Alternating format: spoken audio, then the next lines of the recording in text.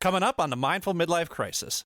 This person was my spiritual teacher and the person that I was going to for support on my own inner journey. And it was 3 years of this person planting seeds that I look back on now and go, oh my God, I didn't see that. I didn't see that at the time.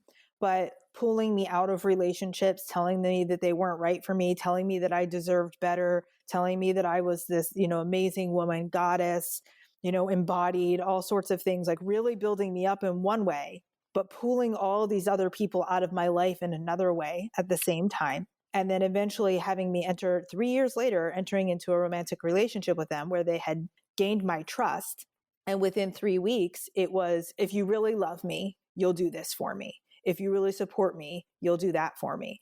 If you're not willing to do this, it's because you have this trauma that I know about because I confided in him so much. It's because you had this trauma in your life when you were younger, and it's holding you back from being able to move forward in your life and actually be the partner that you say you want to be. All of a sudden, I'm like, well, you're right. Like, I did have that trauma, and maybe it is holding me back because I was somebody that was committed to my personal development. I was somebody that was willing to look at myself.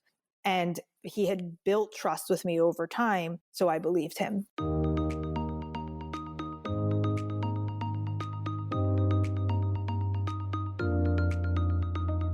Welcome to the Mindful Midlife Crisis, a podcast for people navigating the complexities and possibilities of life's second half.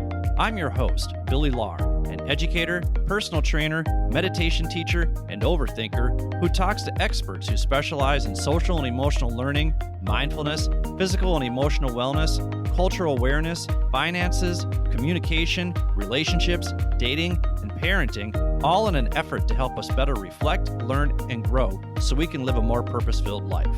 Take a deep breath, embrace the present, and journey with me through the Mindful Midlife Crisis.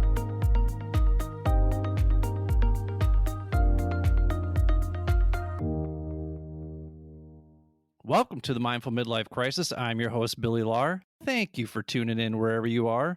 The purpose of this show is to provide a platform that gives people the space and permission to share their expertise and life experiences in order to help others navigate the complexities and possibilities of life's second half.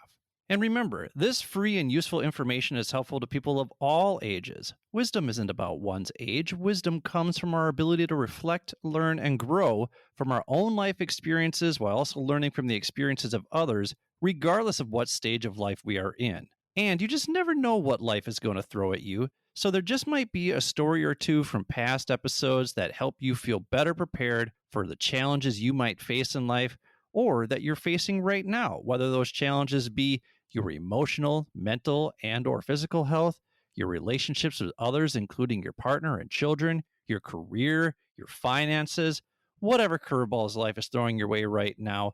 Just know that you are not alone in your experience, and the conversations I'm having here are with people who have been there before or have done the research to help you navigate these situations with more awareness, openness, curiosity, and compassion so you can live a more purpose-filled life.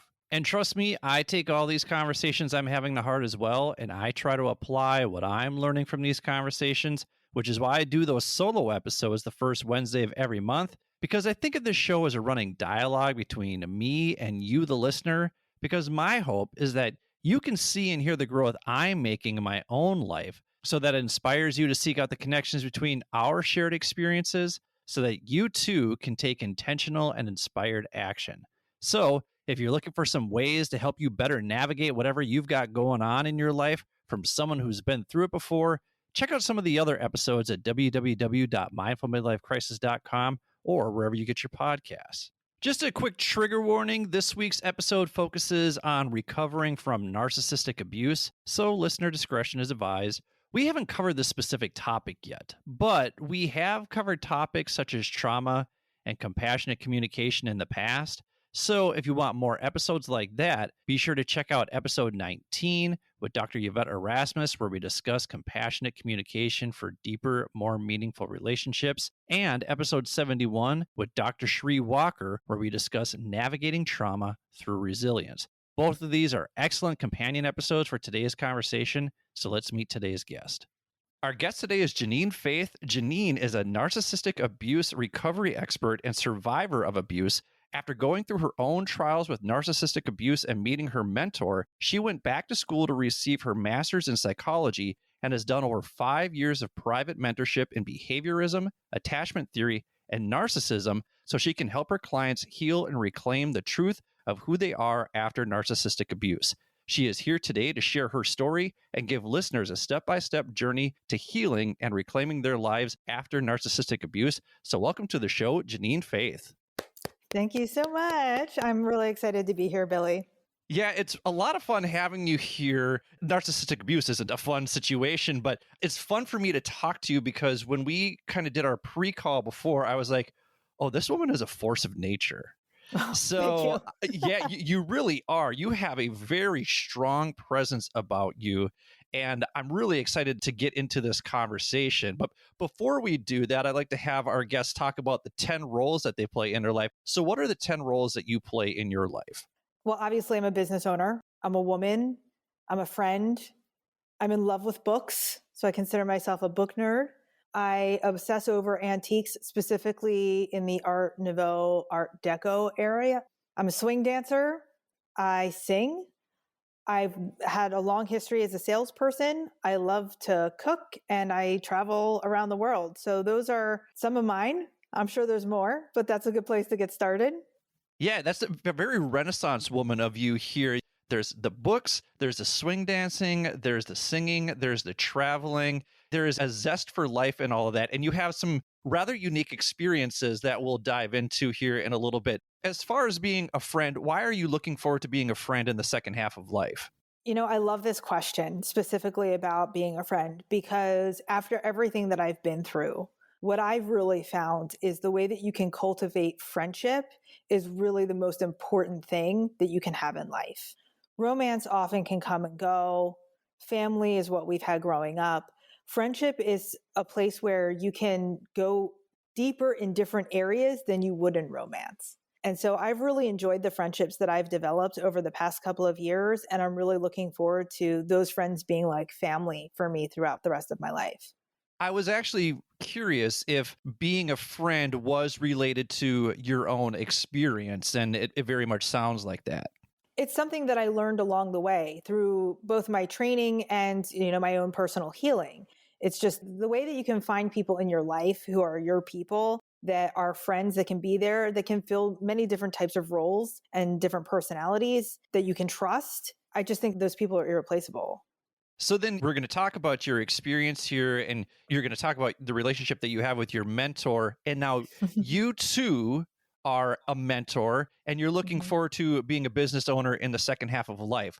What excites you about the work that you are doing to the point where you're really looking forward to the prospects that the second half of life has to offer business-wise?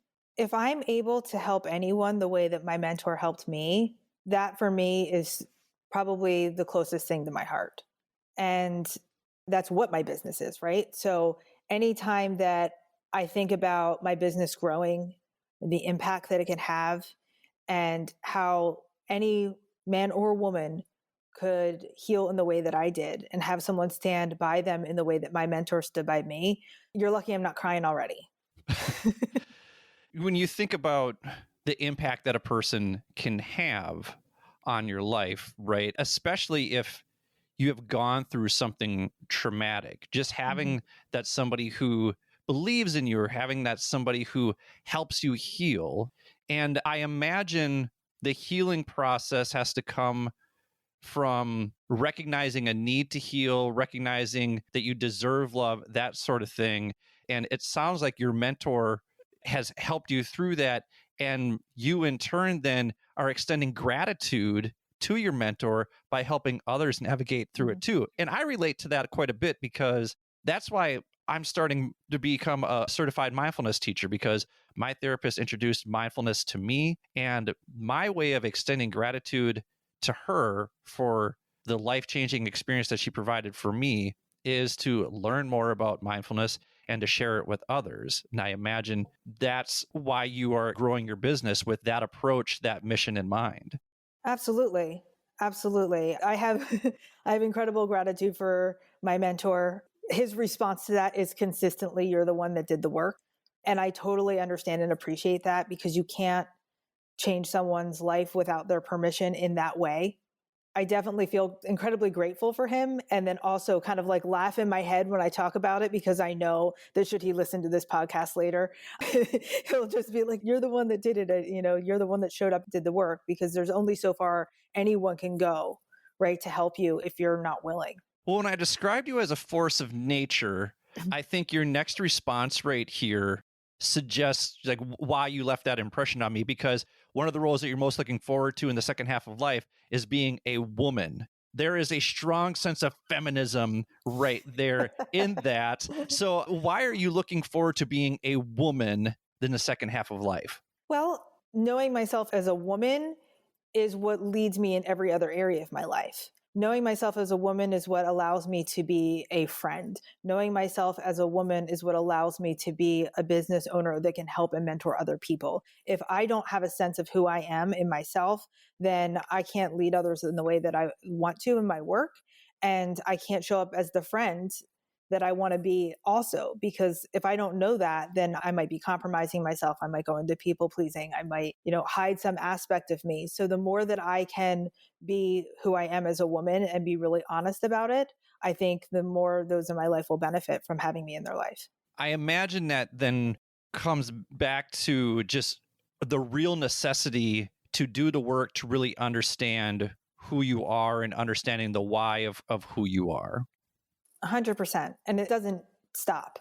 I didn't get to a place where I'm like, "Oh, I'm healed. I'm done now."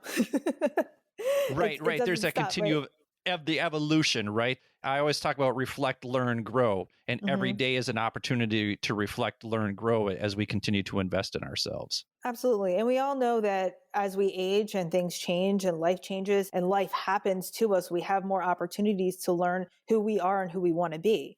We could change our mind, right? There might be something that we were interested in at one point in our lives. And as we grow and age and mature, it's no longer interesting to us. It's played out. So I think you always have to be spending time getting to know who you are, whether that's what your interests are or who you want to spend time with or how you want to spend your time, or just understanding the nature of your own thought process and why you make the choices that you do.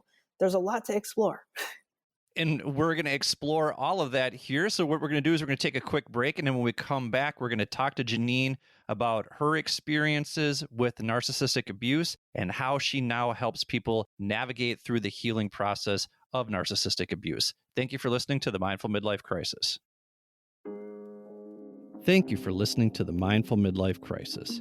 If you're enjoying what you've heard so far, please do me a favor and hit the subscribe button. Also, giving the show a quick 5-star review with a few kind words helps others find and benefit from this podcast just like you are. Finally, please spread the wealth of free knowledge and advice in this episode by sharing it with the people in your life who may find this information and my mission to help others live a more purpose-filled life valuable. My hope is that these conversations resonate with others and inspire people to live their best lives. Thanks again. And now, back to the show. Welcome back to the Mindful Midlife Crisis. We are here with Jeanine Faith, narcissistic abuse recovery expert and survivor of abuse. You can go to her Facebook group, which is Designed to Love. So you can check it out there, see if that's for you. Before we get into your story with narcissistic abuse, you have had a couple of interesting life experiences that I do want to dive into a little bit here. So can you tell us about your time as a dominatrix and your time as a shaman? Because those seem like two very different worlds, right? Like they are on two ends of the spectrum. I'm curious how those shaped your relationships moving forward. And I'm also curious if you see parallels in those experiences in the work that you do now. Sure. Yeah, let's talk about that. So let's start with the dominatrix piece.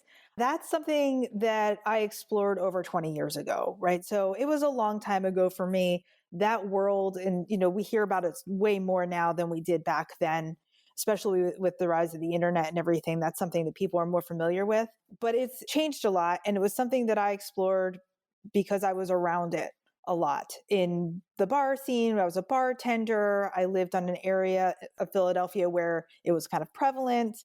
So I got exposed to that world and got the opportunity to train in it. And then ultimately was like, I don't think I want to do these things, right? It wasn't really the right fit for me. It was more attractive to me because it seemed sort of like an interesting thing to do. It was maybe kind of glamorous. The women that I knew that were doing it were making a lot of money at the time. I was drawn to it for those reasons and ultimately did not find what I was looking for in that area. What is the training like? What is the curriculum for a dominatrix? Is what I'm very curious about this. As an educator, I want to know, what is the curriculum that is involved in being a dominatrix? Sure. So what I actually did was I just spent time with a woman who was a dominatrix, and she took me with her to her different sessions and showed me how she did things. It might be very different now. I'm sure it is, but that's all it really entailed at that time. And she just introduced me to a couple of different people that could have been potential clients. And like I said, ultimately, I decided that there were aspects of that weren't right for me and didn't really pursue it for any considerable amount of time. What were some of the aspects that made you uncomfortable? Why did you feel like it wasn't for you? I don't think for me, the world of kink or dominance in a way that hurts people is something that I'm interested in.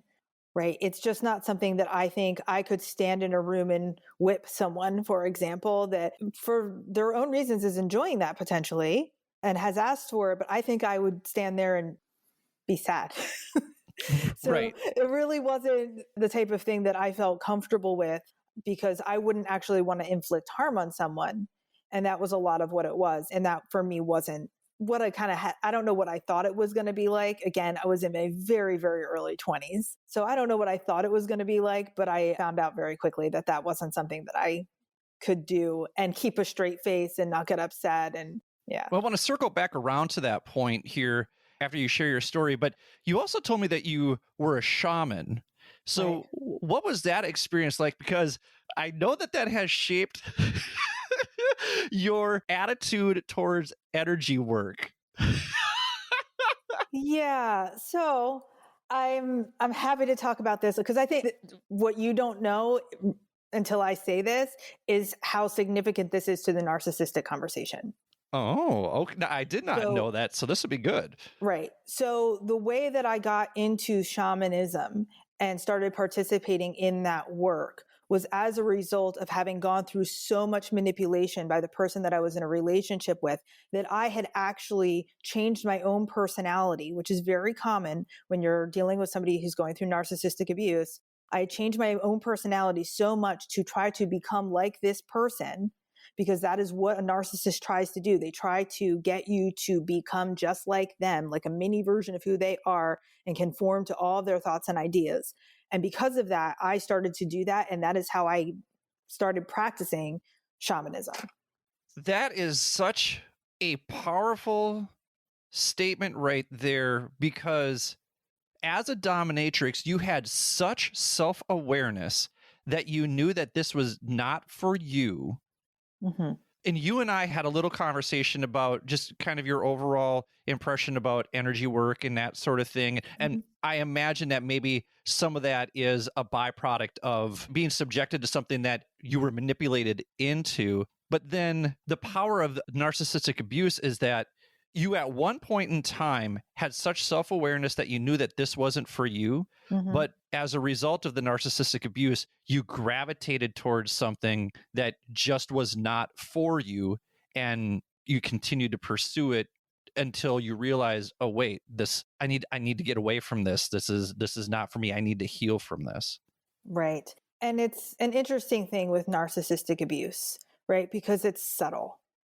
People think, oh, why would you ever be in a narcissistically abusive relationship? Why wouldn't you just walk away? We hear that all the time, right? With most abuse, we hear that. And we hear it even more often with narcissistic abuse a lot of the time, because if there's no bruises, people don't really understand what's happening. And psychological manipulation is a really powerful thing, and it starts really, really small. So when you're dealing with somebody that you trust, that you think you can believe when they say things to you, and then slowly they just start tearing down at who you are and make you believe that who you are is not worthy, and then start trying to mold you into who they want you to be. So with hindsight being 2020 and the healing process that you've gone through, What's the story then of your narcissistic abuse journey? Like, what were some of those microaggressions of psychological abuse that this person used, and how did that impact you, and how did it change you? Because I feel like impact and change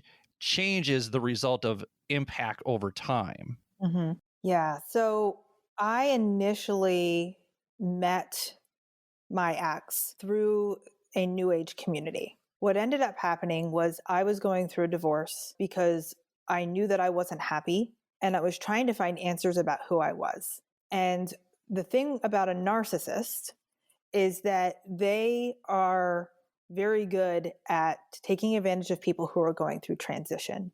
So a lot of the time, if you talk to somebody that's gone through narcissistic abuse and you ask them to go back to the time where they met the person and you ask them what was going on in their life, there was some sort of something happening, right? Some sort of transition in their life that they were going through where this person came in and took advantage. So in that very beginning phase, this person was my spiritual teacher and the person that I was going to for support on my own inner journey. And it was 3 years of this person planting seeds that I look back on now and go, oh my God, I didn't see that. I didn't see that at the time. But pulling me out of relationships, telling me that they weren't right for me, telling me that I deserved better, telling me that I was this, amazing woman, goddess, embodied, all sorts of things, like really building me up in one way, but pulling all these other people out of my life in another way at the same time. And then eventually having me 3 years later, entering into a romantic relationship with them where they had gained my trust. And within 3 weeks, it was, if you really love me, you'll do this for me. If you really support me, you'll do that for me. If you're not willing to do this, it's because you have this trauma that I know about because I confided in him so much. It's because you had this trauma in your life when you were younger, and it's holding you back from being able to move forward in your life and actually be the partner that you say you want to be. All of a sudden, I'm like, well, you're right. Like, I did have that trauma, and maybe it is holding me back because I was somebody that was committed to my personal development. I was somebody that was willing to look at myself. And he had built trust with me over time, so I believed him. I am blown away at the long game. The patience to build you up for 3 years and then engage you into a romantic relationship.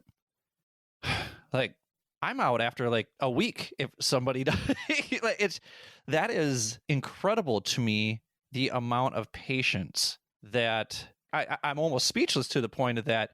So then, is he doing this to other people during that time without your awareness? 100%. The thing about it, right, is you're like, oh, he played the long game. Like, he was playing the long game with probably 10, 15, 20 women. He was in a relationship at the time. So there was no reason for me to suspect that he was interested in me romantically in any way. Matter of fact, he'd make a point of saying that he wasn't. Right. So, but he was just planting the seeds as a narcissist does, so that they will always have supply. So I just happened to be there at the right moment, at the right time when he wanted it. He had already planted the seeds with me. But if it hadn't been me, it would have been someone else. As I was explaining the patience part, it dawned on me like, oh, he wasn't playing the long game. He was just waiting for you to be vulnerable enough to be lured in. Meanwhile, he was already working the angle with somebody else who had already fallen prey to his charms, that kind of thing. Absolutely. And planting the seeds with other people at the same time. So by the time I left the relationship that he and I were in, he had someone else within 2 weeks. So how do you get out of that relationship? How does that relationship end? For me personally, I found an article on the internet, I still have it, that had a list of 20 different behaviors that you'll find in a narcissistic person. And I read it because I'm curious and because I like psychology, and that was part of who I am anyway. And so I opened it up and I'm reading it and I'm going, check, check, check, check.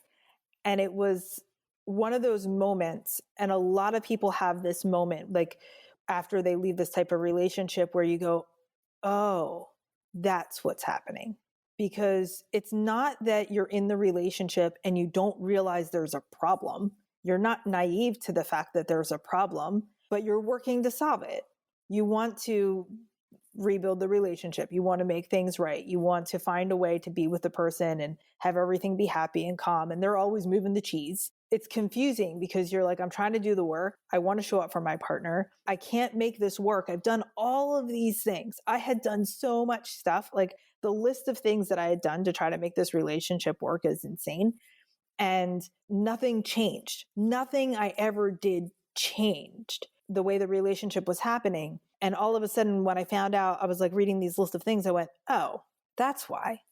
And it's never going to change. And so for me, it was that moment. It was like all of a sudden I had all the puzzle pieces. I could see the whole picture and I realized what was happening and I was planning my exit strategy. Now, it took me probably 6 months before I fully and completely left. It took me some time before I actually got on a plane, flew away. It took me another 3 months before I went no contact. How long were you in the relationship? I was in the relationship almost 3 years to the day. Wow. Yeah. So what is that 3-month communication like after you leave? And, how do you instill the fortitude to stand your ground? Because I imagine that you're going through this transition and there's a lot of uncertainty in there. And so you could go back to what's comfortable, even though it's incredibly uncomfortable, but it's what you know. How do you manage the fortitude to say, I'm sticking to this, even though I imagine that communication, he's trying to lure you back in? Absolutely. So the first time I left, I went back after 6 weeks. So I left about midway through and I did go back and I believed that it was going to get better. This time that I left, I was just done. And I think part of it for me was that I knew why. So in my mind, I knew that it was not going to be able to change. And that supported me. But at the same time, what was happening was I was still getting frequent emails and text messages and do this for me and do that for me. And I need your help and I need this and I need that.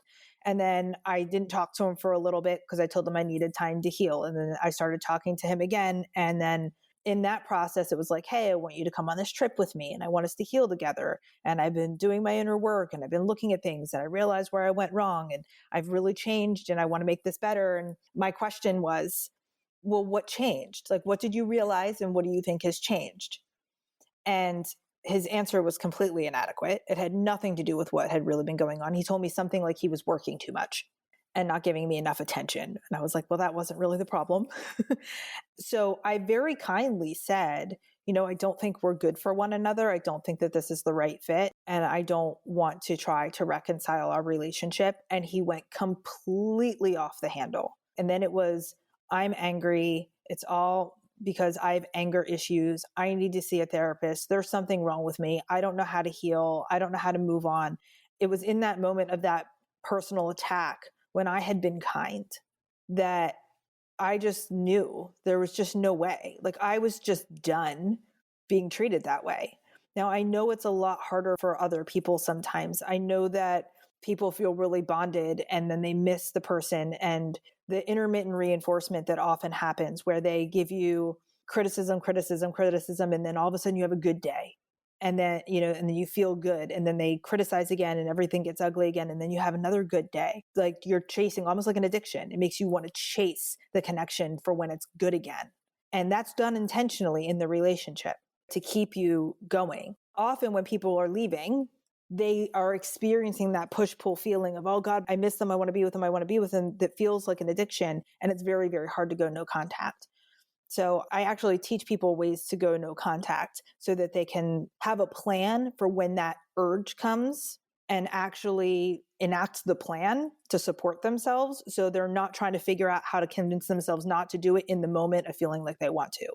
You almost have to go cold turkey rather than wean yourself off, because if you wean yourself off, the dangers of being lured back in with just that one right comment exists right there. So it's just got to be straight no contact, which likened it to an addiction. You go through the withdrawals Mhm. right? And just how much that impacts you physically, emotionally. I feel like that addiction analogy is dead on because you're right. You're chasing that dopamine fix. Because I don't know if this was a narcissistic relationship that I was in, but I was in a relationship with somebody who, if I were to say, like, I felt emotionally abusive, and Mhm. that's what I was chasing was the good times. And so I would push through all of the times that this person made me feel like shit in hopes that we would get back to a good time, back to a time when we were feeling good about being in a relationship with each other. Mhm. So there are aspects of it, not to the extent that you faced, but there are aspects of that that connect to my own relationship there. And there was a lot of residue from that. And I imagine that's very much what you went through. And after you went through that, it's almost like you became a student of human behavior, like you wanted to learn more about this. So can you talk a little bit about the work you've done to better understand narcissism and what you've uncovered about human behavior in that research? I know a big part of that has to do with your relationship with your mentor, and you've mentioned him a couple times. So can you talk about what role did your mentor play in helping you heal? I mean, he is the reason I healed. And to be perfectly honest, when I left the relationship, I didn't know how bad things were for me. I didn't realize how lost I was. I was so relieved to be out of the daily abuse and to just be living life on my own terms that I didn't realize how devastated I was and how impacted I had been and how much my personality had changed and how much self-worth I had lost. Because in my mind, I had clawed my way out of that relationship, right? With the fire that I have inside of me. Like you say, I'm a force of nature. That is me, right? Like there has always been that part of me inside of me. And I use that to get myself out. And so, in a way, I was proud of myself. I was happy to be gone. I was several thousand miles away. I had friends around me. I had family around me. And it wasn't until I started traveling around Europe by myself and I was at a festival and I ran into my mentor. I mean, call it dumb luck, call it God's grace, depending on what your belief system is. I met him and he was able to see in me that something was wrong. And the way that he identified that was through behaviorism, because the way that I was speaking was not in alignment with the way that I was responding to different scenarios or the way that I was moving. So he was like, there's an incongruency here. That's interesting. Why is that there? And so we developed a relationship. And through that, there was the healing process, right? So I learned initially through my own experience and then through more formal training with him. But it was tough because trusting somebody after you've been through narcissistic abuse is insanely difficult. For me in particular, trusting a man was that much harder because what does this person want from me? I was just going to say that. I got chills just thinking, oh my gosh, like what if this was part two? And I imagine that there was apprehension. There has to be, because once again, he has to build trust in the same way as your abuser did, in the sense that he's, I mean, not in the same way, but is building trust Right. with a different purpose, you Yeah. know? I can tell you how he did. How? Because he understood. One of the things that he implemented immediately was a refusal to see me in person. So our entire relationship during that time was conducted through email, if you can believe that. It was done over email and he would not see me in person. So demonstrate to me what it meant to have a powerful boundary. Now, I didn't know or understand that at the time. I know that now. I did not know that then, but he held such strict boundaries with me to demonstrate that and to also show me that there was nothing that I could give to him. He didn't need anything from me, not even my physical presence as a friend. And that's how I came to know that there was no way he was going to take advantage of me. And then alongside of that, every single thing he taught me, he'd send me studies. He'd show me evidence. He'd tell me to research it. He'd tell me to verify everything. It was like, I'm not here just telling you what my opinion is. Like, these are the facts. This is how it works. And so because I am who I am, and I'm like, okay, well, let me read, mentioning the book nerd thing earlier, Right, because right. I'm that way.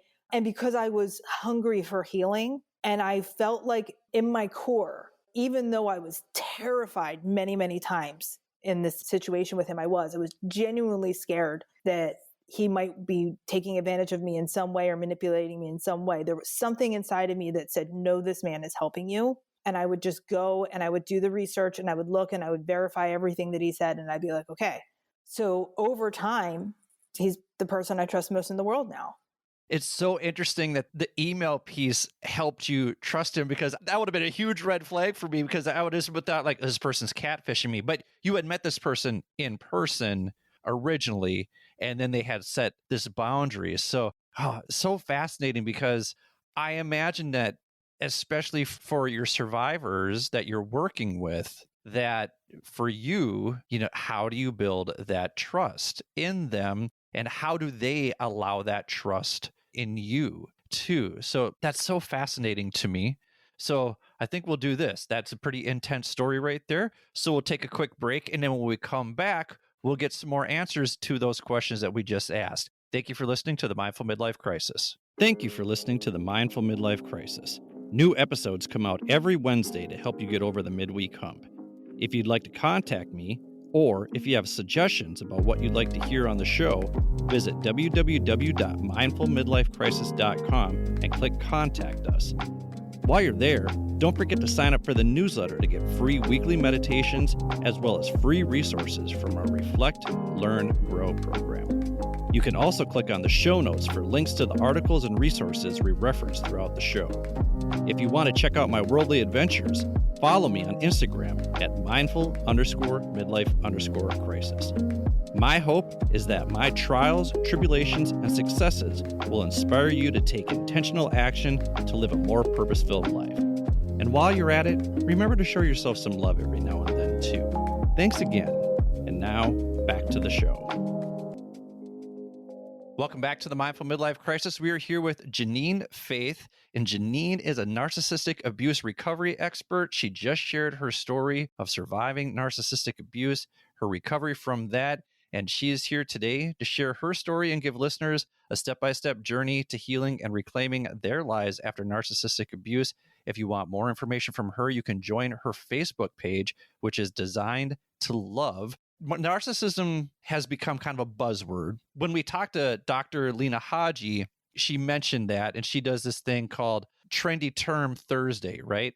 Where she talks about these words that are overused, and she talked about how only 1.6% of people are actually diagnosed narcissist. So why are we seeing words like narcissist and gaslighting, which was Merriam-Webster's word of the year, so often? And how does that then dilute the conversation, or does that actually bring more awareness to it? There's a lot of pieces in this, Billy, like a lot of pieces. So I think one of the reasons that we're hearing so much about this is because of social media, right? Social media has actually been a contributor, according to studies now, to an increase in narcissism. Not only are we seeing people become more narcissistic because of social media, we're also have the ability to share this information widely. And now people are grasping onto manipulative behaviors and then labeling them as being narcissism. So I think that's a lot of what's happening, where someone will go, well, he cheated on me, he's a narcissist. Or she cheated on me, she's a narcissist, all sorts of different things. They were gaslighting me. Well, gaslighting does not automatically equate to somebody being a narcissist. It's a behavior that can happen in narcissism, but it does not automatically equate to that. So I think the conversation is bringing awareness, and awareness is important. However, when we call people narcissists that are not narcissists, we give permission to people who are actually narcissists to behave in even more extreme ways, and it can be extremely dangerous, and we need to be careful. How so? Because it gives them permission, right? So they see, oh, gaslighting, everybody gaslights. Everybody gaslights. Everybody does these toxic behaviors.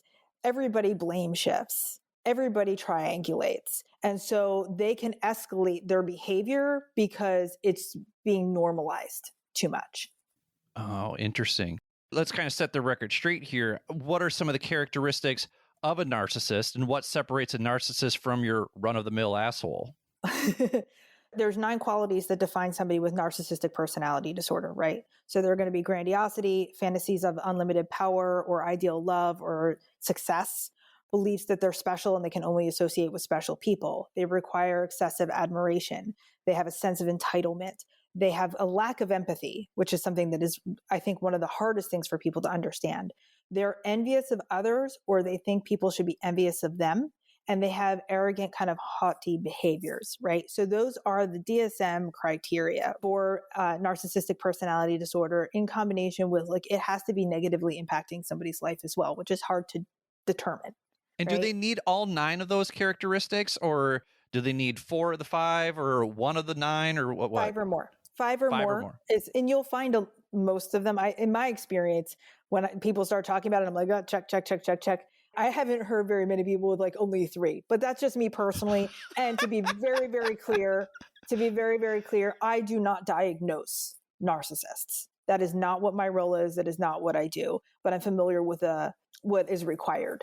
And the thing is, people mistake, like I said, gaslighting or blame shifting or toxic behaviors, some of these things that can be associated with trauma, as automatically being a narcissist.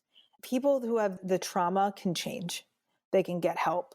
They can go to a therapist. They genuinely apologize. They realize that they're wrong. They experience guilt. A narcissist doesn't. They're not walking around going like, oh, I shouldn't have done that. Like, they see you crying and they're like, yes. Whereas somebody that's toxic and a jerk might, in that moment, might be like, let's say they don't care, and then come back an hour later and just be completely humiliated by their own behavior. A lack of self-awareness. Mm-hmm. You know, one thing you mentioned there is the feeling of grandiosity, right? And on your Instagram, well, actually, I want to talk about your Instagram and your TikTok a little bit, because you have an Instagram, you have a TikTok, and you have your Facebook group. But I was telling you, I like to research my guests.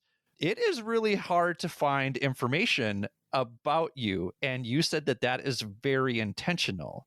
So can you talk about why is that intentional? I imagine it very much has a lot to do with recovery. Yes, and protection in general. If I'm going to be working with people who have been in a relationship with a narcissist, and should that narcissist happen to break into their Facebook or their Instagram or their TikTok and come across me and gather my information, that could be a dangerous situation for me.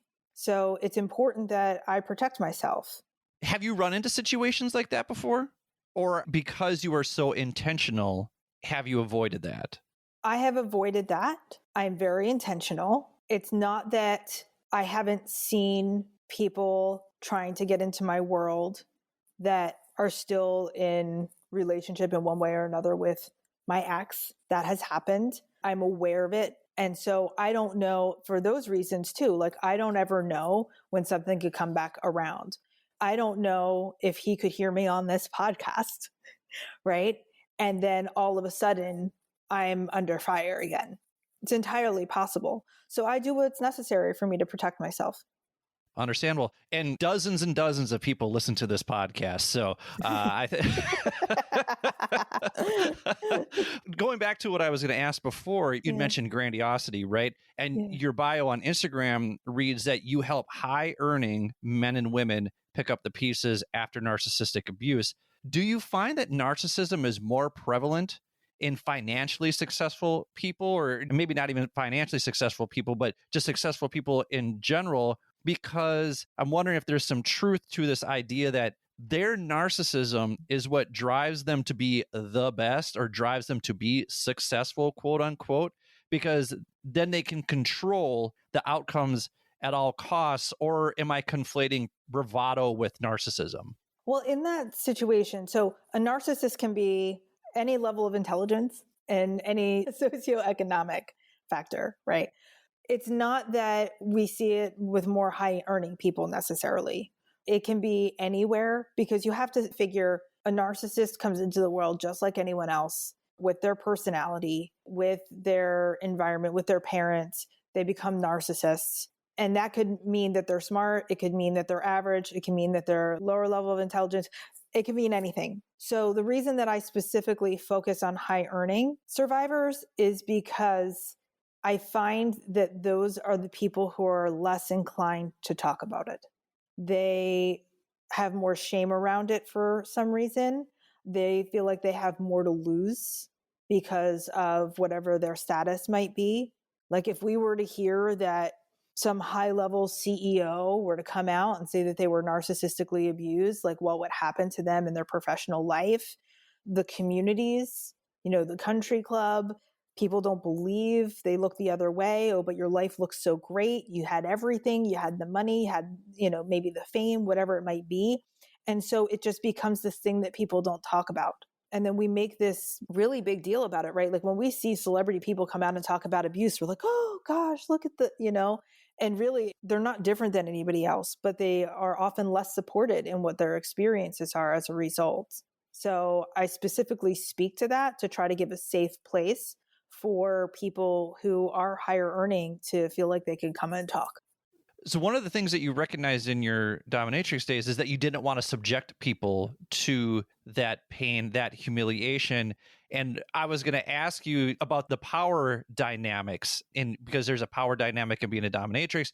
There's a power dynamic in narcissism. And I was curious what the relationship between the two were. And you just shut that down right away because the answer to that is what? Consent. Yeah, it was so simple that it didn't even register with me, right? That, yeah, in that power dynamic in the dominatrix, you're consenting to that behavior, whereas in narcissism, you're not. So then when you look back at like, I don't want to treat people this way, do you say to yourself, I allowed this person to treat me for so long? Or how do you, because you talked about guilt and shame, how do you perceive that? How do you look at that? Because like I said, you're very much this force of nature, and yet you had these boundaries in place, and then this happens to you. How do you reflect on that? How do you process through that? And how do you help people navigate those emotions of maybe guilt and shame so that they realize this wasn't your fault? So it's a really great question. For me personally, now I look back and I say, what a great experience. Look at how much that taught me. Look at how much that taught me. Look what I get to do in the world now. Look at the path that it's led me down. I may not have met like my mentor, who's one of the most important people in the world to me now. Like I wouldn't change anything at this point in my life in terms of what has happened. So one of the first things that I do when I work with people is what I call the research phase. And the research phase is actually learning how strategic narcissists are, learning to identify their strategies, understanding how to identify manipulation when it's happening, how it happens, and be able to be prepared for that for anything in the future. Now, what happens when you actually learn the behavior of a narcissist is you start to see all the different things that you went through that you didn't realize that you went through. And you can't, I don't want to say nobody ever blames themselves for that, but there's a huge awakening into the, holy crap, I had no idea. Like I had no idea. And you can see how somebody got past your boundaries.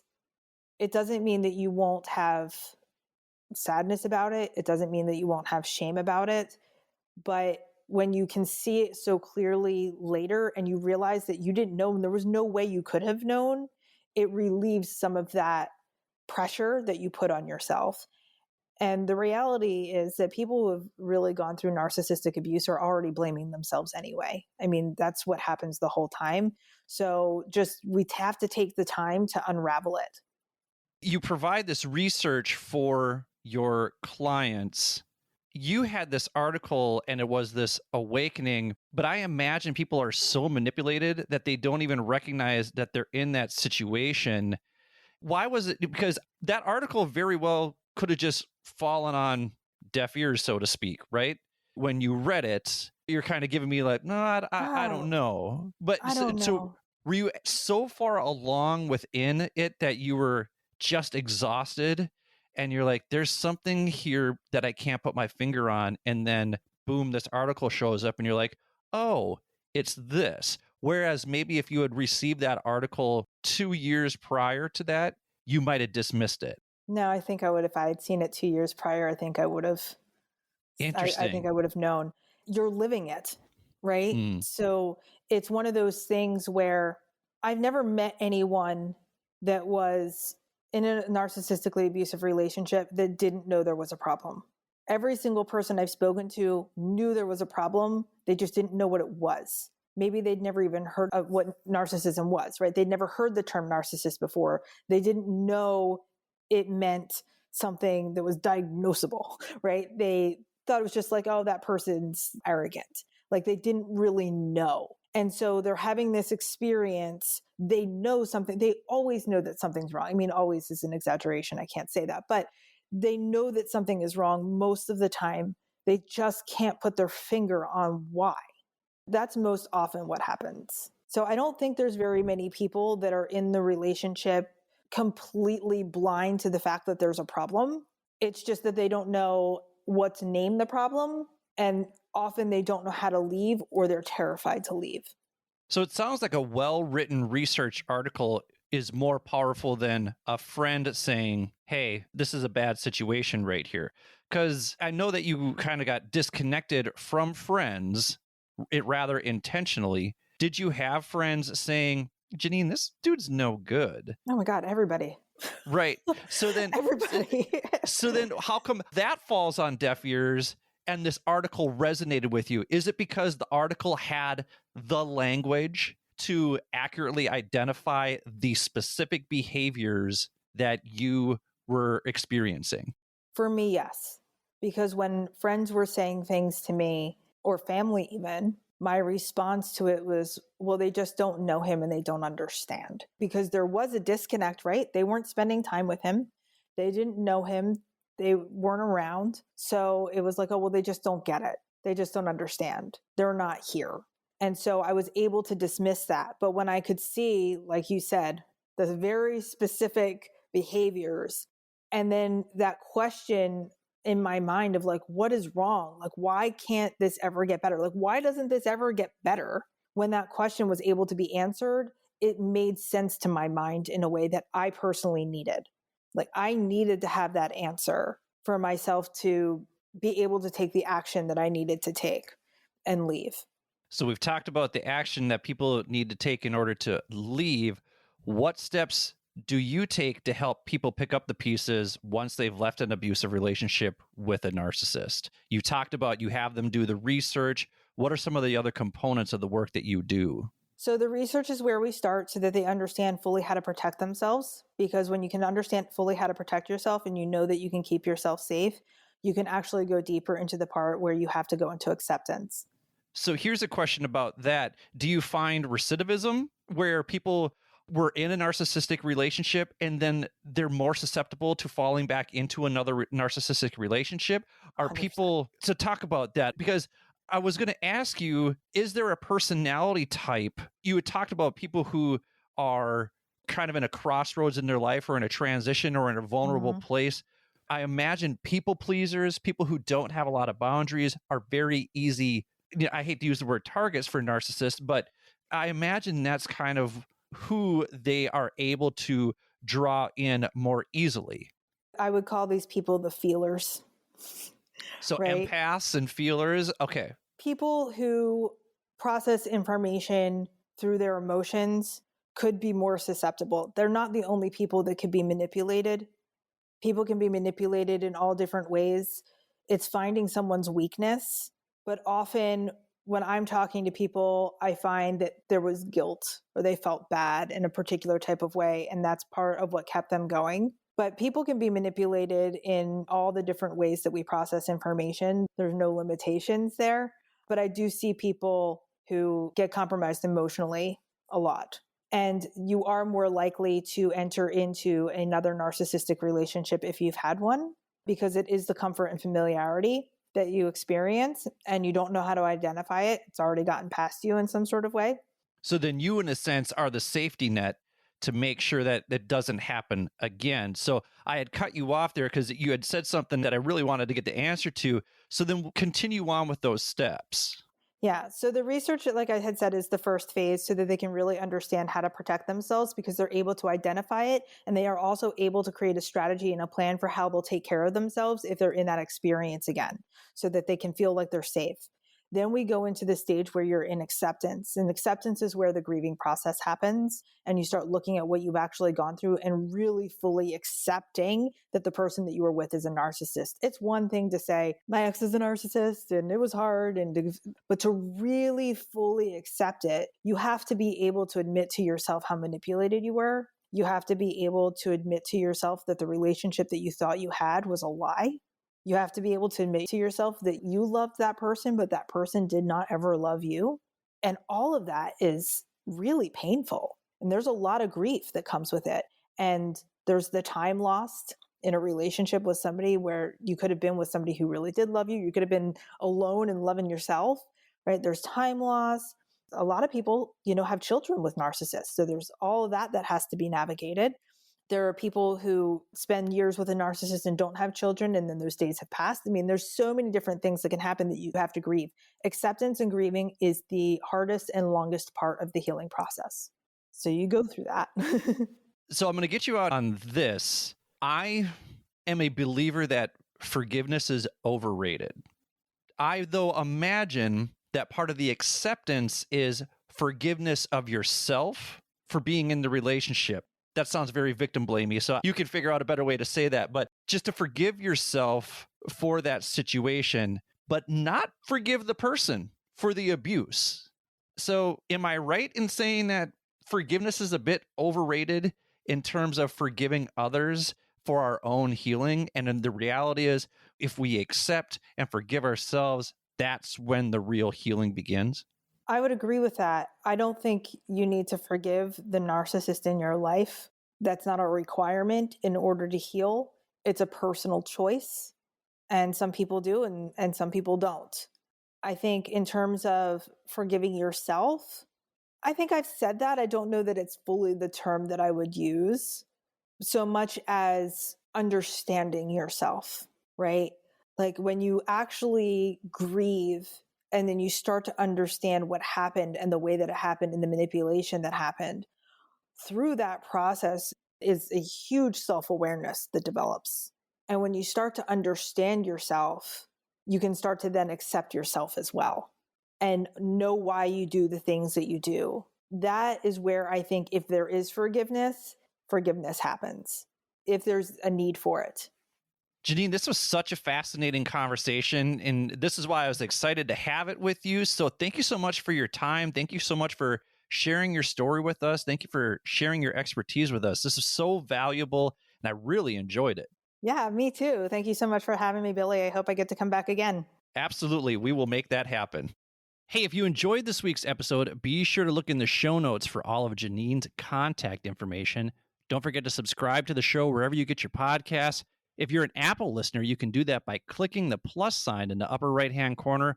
Also, please do me a favor and leave a 5-star review with a few kind words. Or if you're a Spotify listener, click those 5 stars under the show art after you click the follow button.